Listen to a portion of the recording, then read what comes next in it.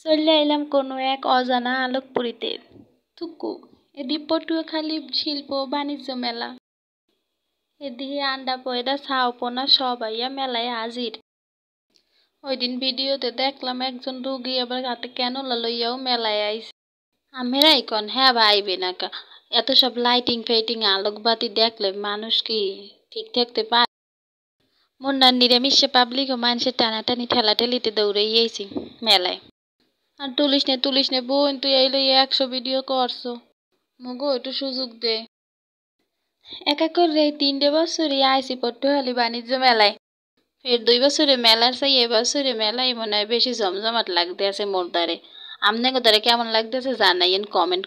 আর আপনারা যারা খালি মরে জিগেই অতিষ্ঠ করে লাইছেন যে আপু আপনার বাড়ি কই, আপু আপনার বাড়ি কই, হ্যাঁ গুলো গিয়ে কইয়ে রাহি মোর বাড়ি হয়েছে বরিশাল বিভাগের পিরিজপুর জেলায়, লেহাপড়ার লইগে থাহি পটুয়াখালী জেলায়।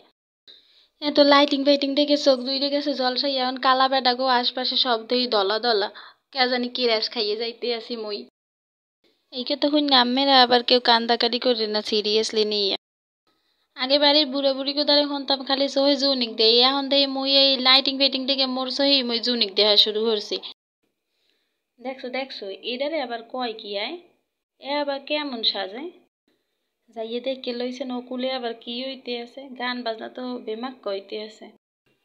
ভাইরে ভাই, একুলে দিয়ে আবার গান বাজনা চলতে আছে, সাংস্কৃতিক অনুষ্ঠান বলে আরে আবার কয়। আমেরা যারা পটুয়াখালী শিল্প বাণিজ্য মেলায় আর নাই হেরা বেবাকে তাড়াতাড়ি চললে